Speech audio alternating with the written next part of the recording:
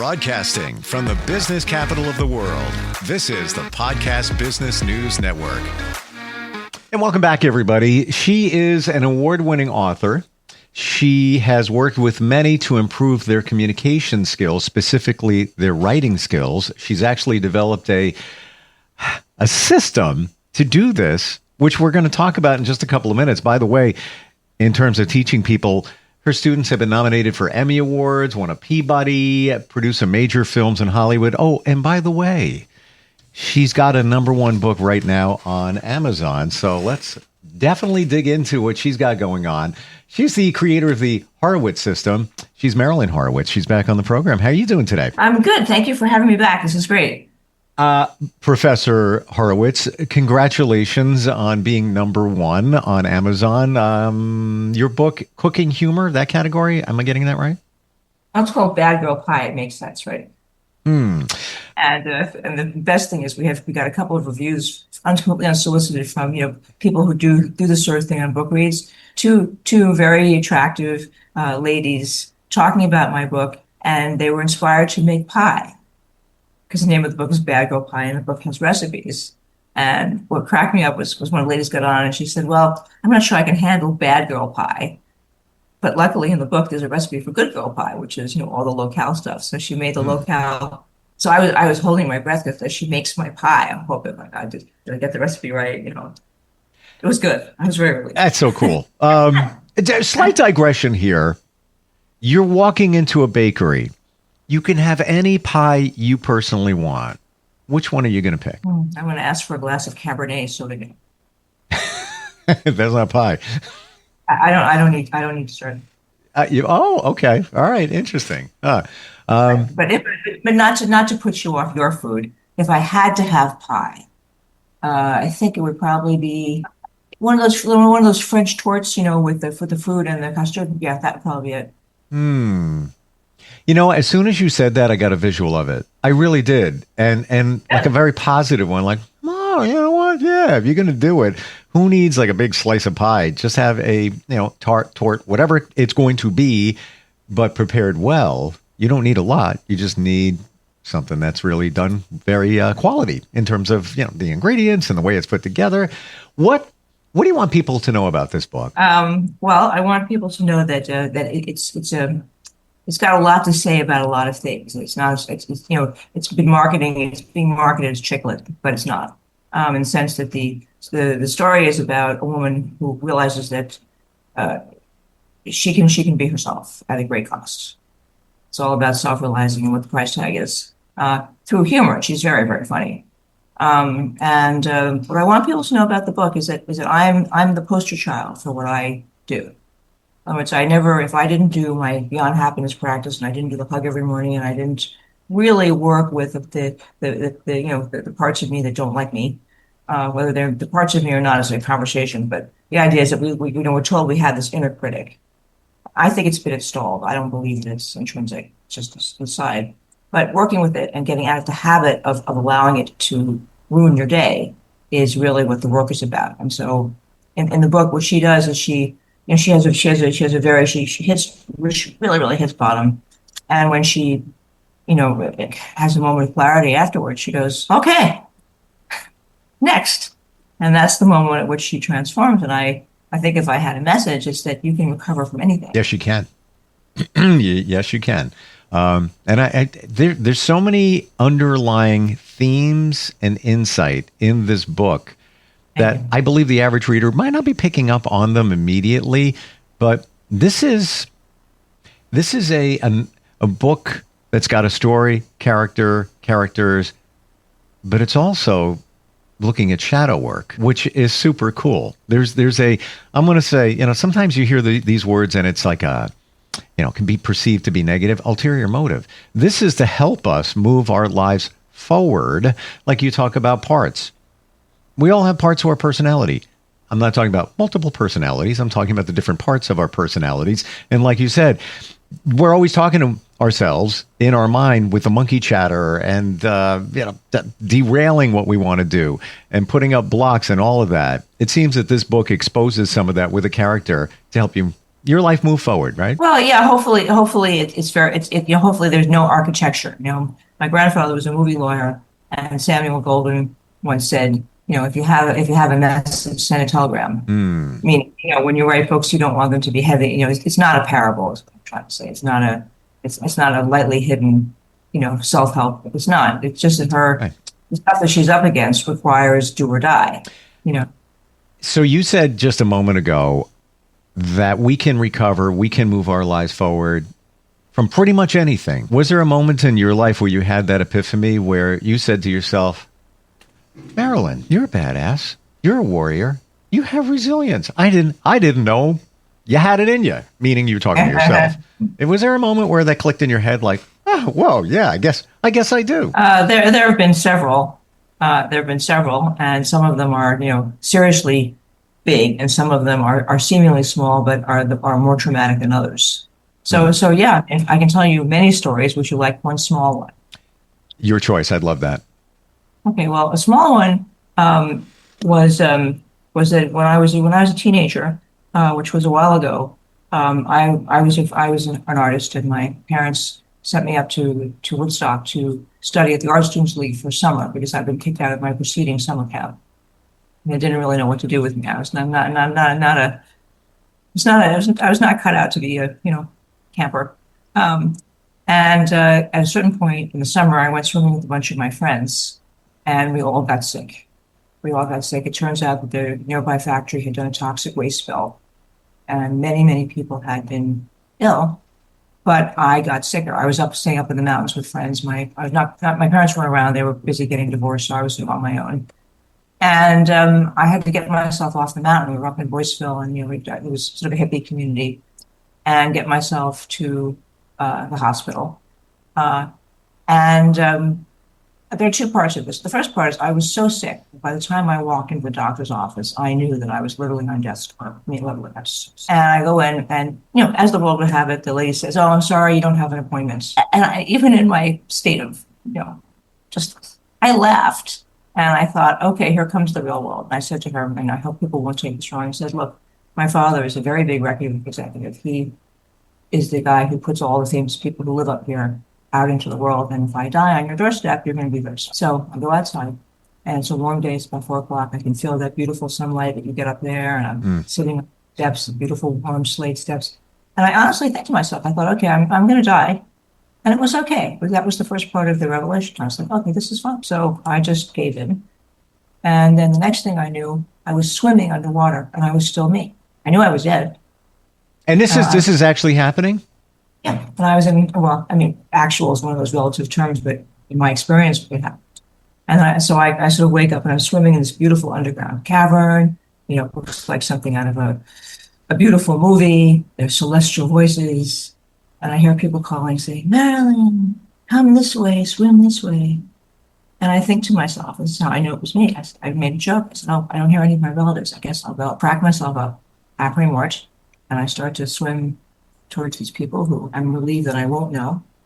And the next thing I know, I wake up, and I'm in Kingston Hospital with 3 IVs in the emergency, in the extensive unit, next to a woman who's coughing her lungs out with 4, cancer 4. And I was still here. I was like, okay, I must be here for a reason. Would you call it a near-death experience? No doubt. Wow. Talk about resilience and bouncing back. Wow. Yeah.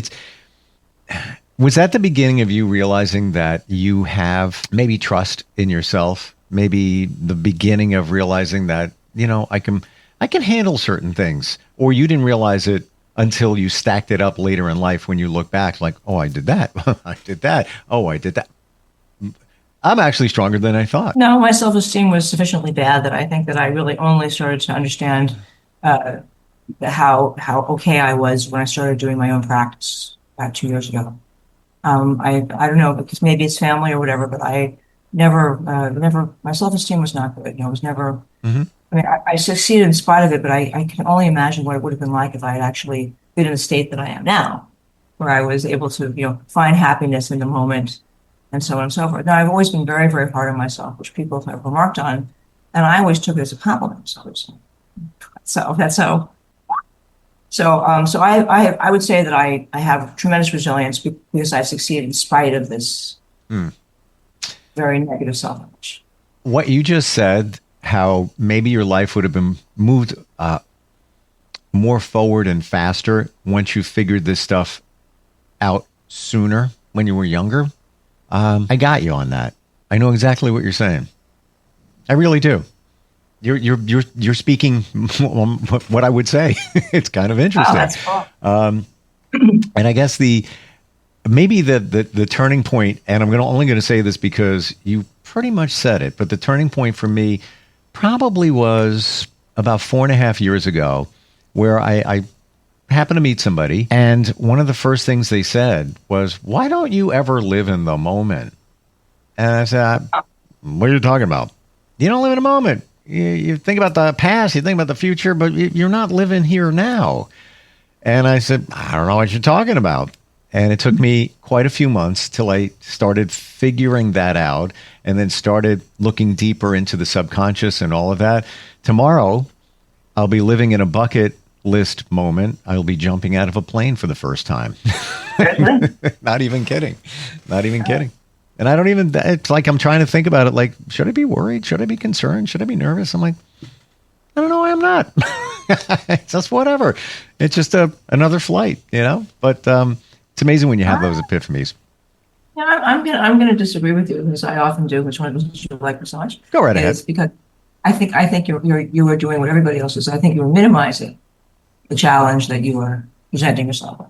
I think you want to flip it around and be very proud of yourself for wanting to test it in the real world. I think that's a very interesting conversation. I'm not going to disagree with you. And the reason, and I'm talking about life in your 20s, your 30s and on.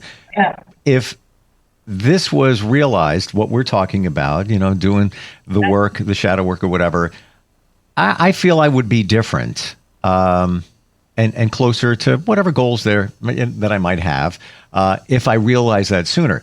To your point, what you just said, I agree with you there, where even in the last 5 years, things presented, people would say to me, how you getting by? Like, how you doing it?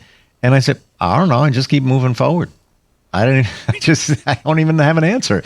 I guess I'm minimizing it because other people are seeing it. So yeah, I would have to agree with that. Well, and survival is a very minimizing is a very useful survival. But a lot of the stuff we have when it worked when we were kids stops working, and that's part of what the Beyond Happiness method is about, which is this stuff that was protecting you. Yes. When you were younger is now sinking your ship, because you have this part of your brain called the venula, which is ironically right next to your third eye, which is up here, and it's this little thing here, and it really destroys your life because it wants to protect you. Its job, like the biological imperative, is to protect you from disappointment, failure, and possibly death. And so it shuts you down. It doesn't let you try. It keeps you small because it's in its mind. It's not malicious. This whole inner critic stuff is just another story that needs to be unpacked, in my opinion. What you've got is a biological imperative that says change is dangerous. It's really that simple. And it's so true. And when somebody says, "Do you realize you're acting like a child?" You are. You really are, because you're piloted by, just like you said, what was in your childhood. And we're referring to the subconscious. Why is it doing that? Well, it's protecting you. It's keeping you safe.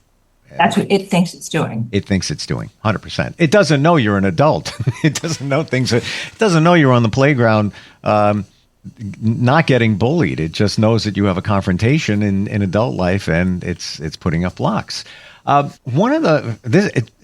what you do to help people make these realizations, but at the same time, help them communicate and improve their writing skills. It's an interesting blend you got going on here. Horowitz system.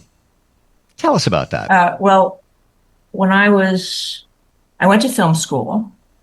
I made a film. I sold it to cable. I then worked in the industry.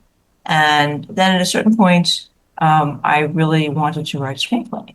And it was just so difficult. And I kept looking at the way we were being told. I think Sid Fields was around and lots of good people, but I couldn't get it. You know what I mean? It was too too formulaic for me. And remember that I told you that I've been studying consciousness since I was a tiny girl because my mother was a philosophy professor. So I started by reading every fairy tale, every Greek myth, and I moved my way up through Wittgenstein and Plato and Aristotle. I'm not saying how much I understood them, but I read them and a lot of other stuff. And at a certain point, I became aware that stories. I think the book that I read was the Five Intelligences by Howard Gardner, where he talks about how we when you say someone has a gift, well, he would describe that as a certain type of intelligence that's a little sharper.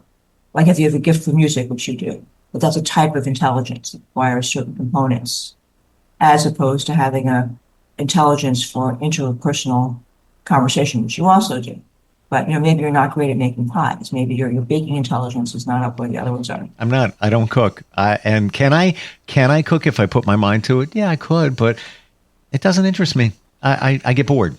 But you're right.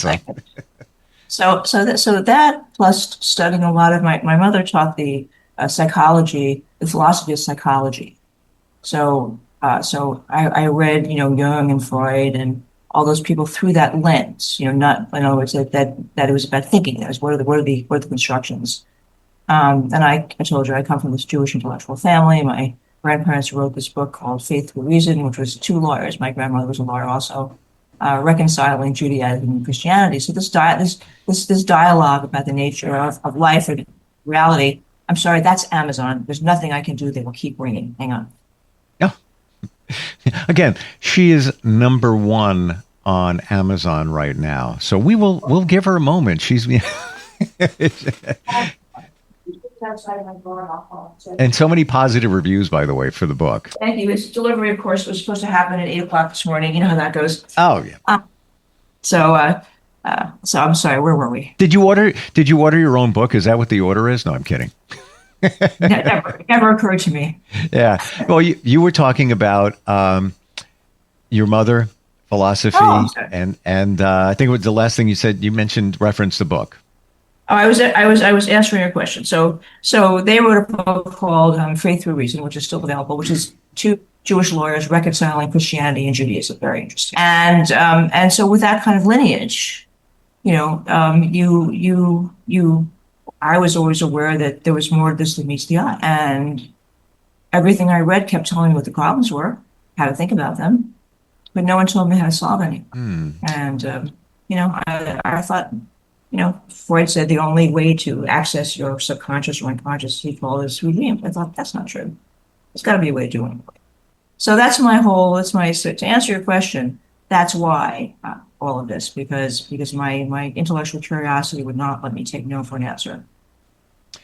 You talk about accessing your subconscious. How would you do it?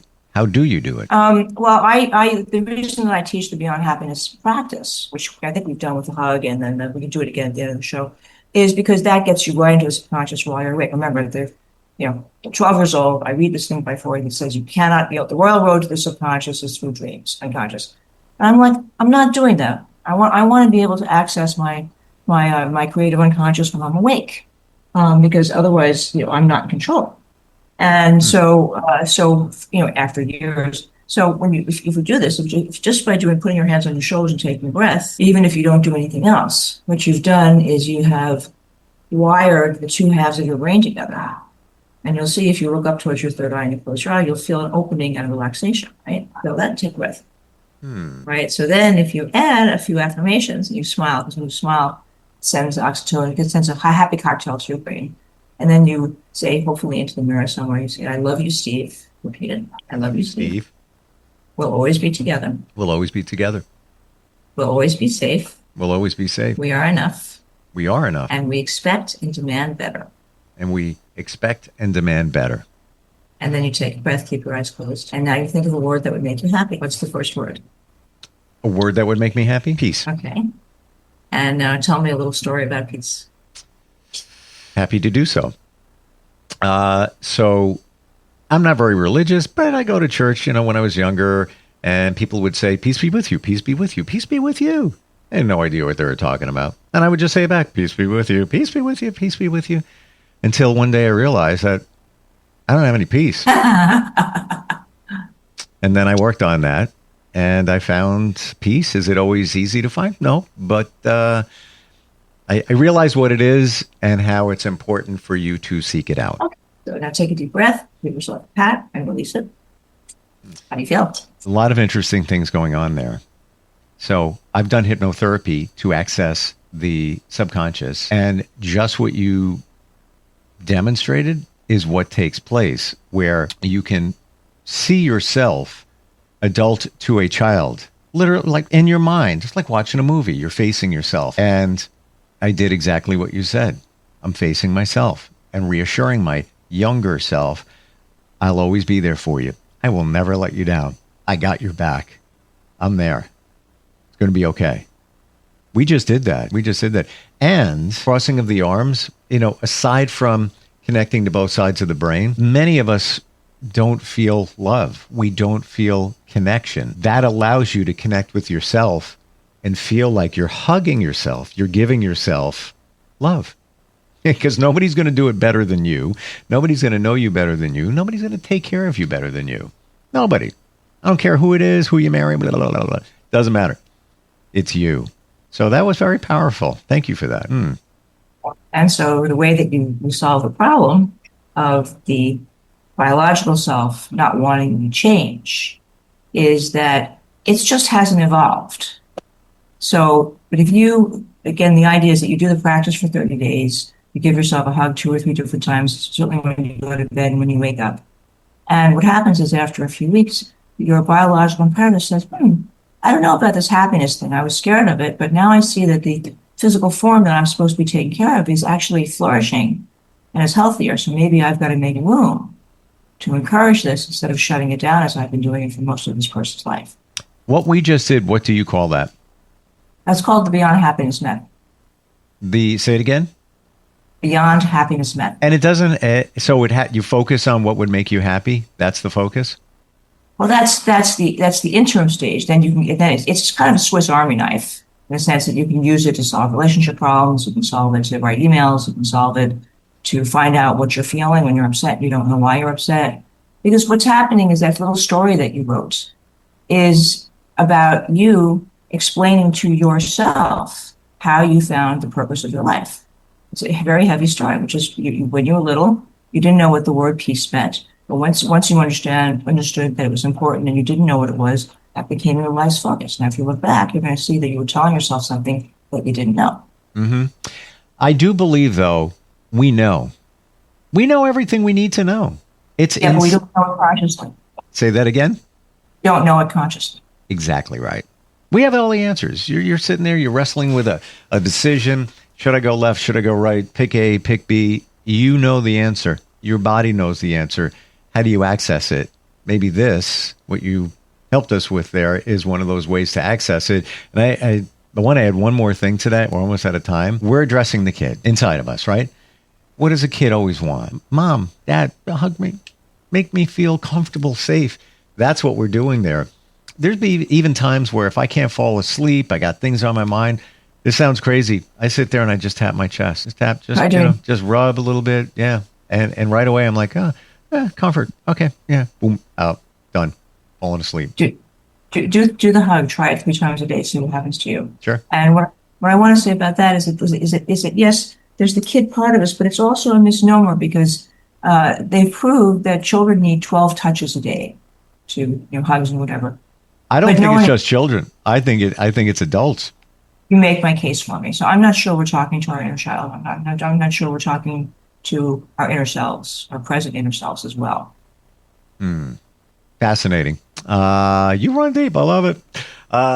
Tell us best way to find you, learn about how you can help others. We didn't even get into how you help people improve their communication and writing, and everything now is written, as it has been for hundreds, thousands of years, written communication. Now more than ever, everything we do, right down to posts and things like that on social, needs to be effectively communicated. This is what you help people with. And you got a great book too, which is number 1. Best way to find you? How do we do that? MarilynHorowitz.com is my website. And I give a bi-weekly podcast, which we had one last night. It was fantastic. We're teaching a new thing called the 4-minute magic, which is a guaranteed way of manifesting that has not been taught before. It's a pretty radical technique. Works. I'm happy to share. And next week, just put a post-it note somewhere on my file and say, Marilyn, we didn't talk about this last week. Let's do it. And then we'll do it. So Marilyn, I'm already thinking that. I was already, as soon as you said, 4 ways manifest all, I was like, can we do that next week? And before you could even say that, I'm thinking it, and then you said it. So I would love to do that. And links to the book, Amazon, all of that is also on your website, right? Yes, and also you can just go to Amazon. And then the other book is called The Word of the Day, How to Transform Your Writing in 15 Minutes a Day. And it's written for writers, but it's also useful for anybody who wants to write. So that might be very helpful. 100%. And again, I'm going to say, not just people who want to be a writer, an author. Everything we do is written. You send a work email. How's that going for you? Are you real comfortable with the way that presented itself, the way you wove the sentences together? Probably not. And what was the result of that? Same thing with presentations and all of that. And this is all of what you help people with, but also with a focus on the subconscious and what's actually going on in our minds. Really fabulously interesting, as you are, Marilyn. Thank you for being here today, and want to give you a hug. Back at you. Give yourself one, and I'll see you next Thursday. You got it. We'll be right back.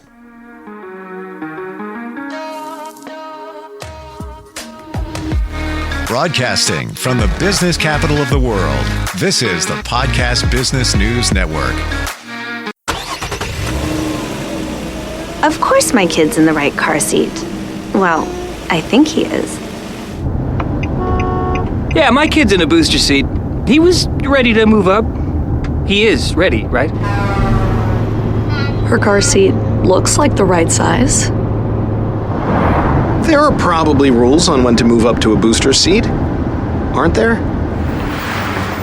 Rear facing, forward facing. I think I have it right. Car crashes are a leading killer of children 1 to 13. Are your children in the right car seat for their age and size? Don't think you know you know. Go to safercar.gov/the right seat. I know my child's in the right car seat, or else I wouldn't get in the driver's seat. Brought to you by the National Highway Traffic Safety Administration and the Ad Council.